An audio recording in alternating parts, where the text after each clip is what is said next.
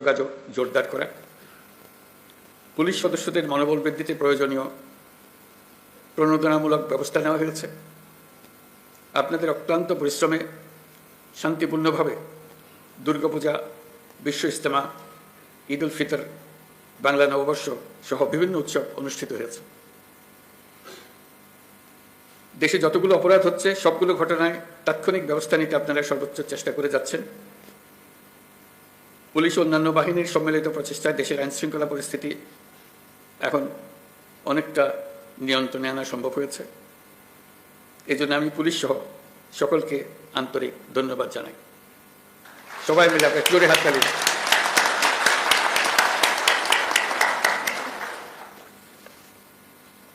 এই হাততালি আপনাদের প্রাপ্য।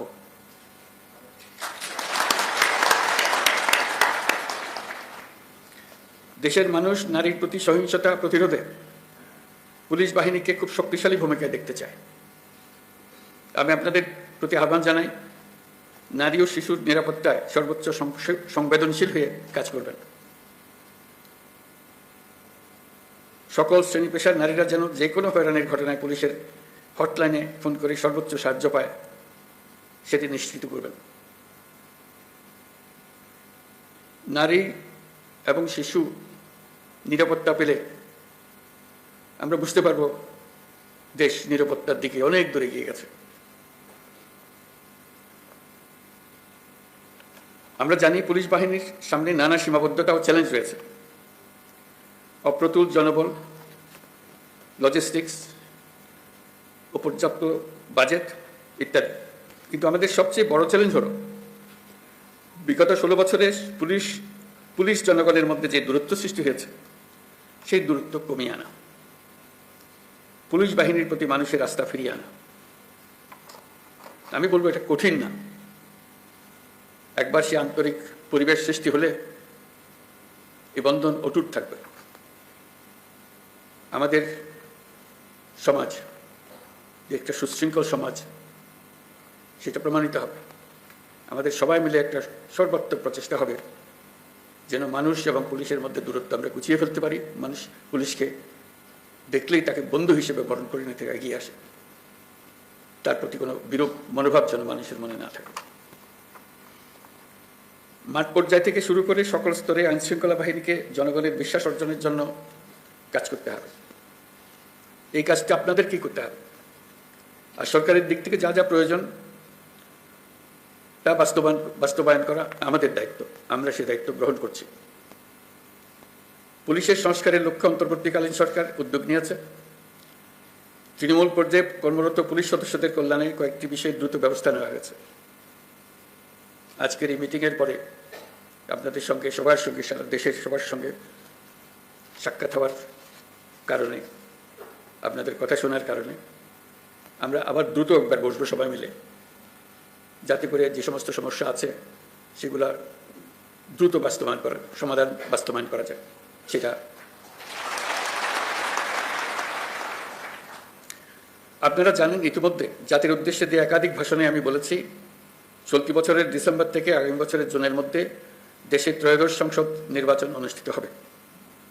সেই নির্বাচন যেন সুষ্ঠু শান্তিপূর্ণ উপায়ে অনুষ্ঠিত হয়, সেজন্য পুলিশ সদস্যদের ভূমিকা খুবই গুরুত্বপূর্ণ। নির্বাচনে সকল প্রতিদ্বন্দ্বী প্রার্থীর প্রতি সমান আচরণ ও ভোটাররা যাতে নির্বিঘ্নে নিজেদের ভোটাধিকার প্রয়োগ করতে পারে, সেই পরিবেশ নিশ্চিত করা আপনাদের এবং আমাদের সর্বোচ্চ দায়িত্ব। মনে রাখবেন, কোনো ব্যক্তি যদি অন্যায় বা অনিয়মের মাধ্যমে নির্বাচিত হয়, সে ব্যক্তির দ্বারা ন্যায় প্রতিষ্ঠা সম্ভব নয়। সুতরাং নিশ্চিত করুন যাতে কারো দ্বারা ব্যবহৃত না হন। সত্য ন্যায় প্রতিষ্ঠার ব্রত হিসেবে নির্বাচনে নিজেদেরকে নিয়োজিত করবেন। পুলিশ বাহিনীর সদস্য হিসেবে তারও চাইতে বড় বিষয় এদেশের একজন নাগরিক হিসেবে। ভবিষ্যতে কখনো যেন পুলিশ বাহিনীকে দলীয় বাহিনী বা অন্যায় কাজে ব্যবহার না করা যায়, তার জন্য একটা সুষ্ঠু ও নিরপেক্ষ নির্বাচন অত্যন্ত জরুরি। নির্বাচনের আগের সময়টা অনেক কঠিন সময়। আপনাদের সজাগ দৃষ্টি রাখতে হবে, পরাজিত শক্তি যেন কোনোভাবেই দেশকে অস্থিতিশীল না করতে পারে। আমি আগেও বলেছি, আবারও আপনাদেরকে নিয়ে স্মরণ করিয়ে দিচ্ছি সবাইকে, আমরা একটা যুদ্ধাবস্থায় আছি। অশুভ চক্র আমাদের স্বপ্নকে, আমাদের ঐক্যকে ভেঙে দিতে সব শক্তি নিয়ে চেষ্টা করছে এবং চেষ্টা আরো কঠোরতর করবে। একে প্রতিহত করার জন্য আপনাদেরকে সবসময় সতর্ক থাকতে হবে, জাতিকে রক্ষা করার জন্য। বর্তমান অন্তর্বর্তীকালীন সরকার দায়িত্ব নেওয়ার পর থেকে আমরা ন্যায্য অন্যায্য আন্দোলনে মানুষকে রাস্তায় নেমে আসতে দেখেছি। এসব পরিস্থিতিতে আপনারা ধৈর্যের পরিচয় দিয়েছেন। আশা করি একই রকম ধৈর্যের পরিচয় দিয়ে আগামী দিনগুলোতেও আপনারা কাজ করে যাবেন। পুলিশ জনগণের বন্ধু। পুলিশ বাহিনীকে সেই ইমেজ প্রতিষ্ঠা করতে হবে। এটা কঠিন হলেও এটাই ন্যায্য, এটাই আমাদের করতে হবে। প্রথমবারের মতো এবার পুলিশ সপ্তাহের ধর্মীয় নেতা, সাংবাদিক ও বিভিন্ন সম্প্রদায়ের নেতাদের সঙ্গে বৈঠক অনুষ্ঠিত হবে বলে আমি জানতে পারলাম। এই বৈঠকে পুলিশের উপর জনসাধারণের প্রত্যাশা নিয়ে আলোচনা হবে। আমার প্রত্যাশা হলো এটি যেন চলমান থাকে। প্রতি বছর পুলিশ সপ্তাহে যেন এই ধরনের বৈঠক অনুষ্ঠিত হয়, আর যেন পুলিশ সপ্তাহের জন্য অপেক্ষা করতে না হয়। সুযোগ পেলে এই ধরনের বৈঠক দরকার, তাতে পরস্পরের বোঝাবুঝিটা পরিষ্কার হয়ে যায়। পুলিশের সঙ্গে জনগণের দূরত্ব কমিয়ে আনতে এটা অত্যন্ত জরুরি। আমরা একটা ন্যায্যতার ভিত্তিতে গঠিত একটি বৈষম্যমুক্ত গণতান্ত্রিক বাংলাদেশ নির্মাণের স্বপ্ন দেখছি। আমরা দ্বিতীয় বাংলাদেশ গঠন করার স্বপ্ন দেখছি। জুলাই গণ অভ্যুত্থান আমাদের সেই সুযোগ করে দিয়েছে।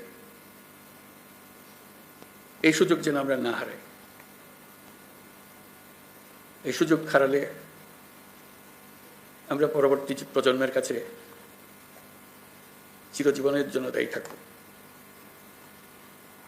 বিশ্বের বুকে একটি শান্তিপূর্ণ সমৃদ্ধ দেশ হিসেবে বাংলাদেশ মাথা তুলে দাঁড়াচ্ছে এবং মাথা উঁচু করে রাখবে সবসময়। এই স্বপ্ন পূরণে আপনাদের ভূমিকা অনেক। আপনারাই এই স্বপ্ন বাস্তবায়নের মূল শক্তি। পুলিশের কাজকর্ম, পুলিশের সঙ্গে মানুষের সম্পর্ক, এটা দেখেই সারা দুনিয়া বিচার করে আমরা সভ্যতার কোন স্তরে আছি। আমরা সভ্যতার সর্বস্তরে যেতে চাই। এটাই আমাদের স্বপ্ন। এই স্বপ্ন বাস্তবায়নে আপনারা একটা অত্যন্ত গুরুত্বপূর্ণ শক্তি। বাংলাদেশ পুলিশ বাহিনী যেন গোটা বিশ্বে প্রশংসিত হয়, দেশের সকল মানুষের কাছে প্রশংসিত হয়, এই প্রত্যাশা নিয়ে আমার বক্তব্য শেষ করছি। সবাই ভালো থাকবেন। আসসালামু আলাইকুম।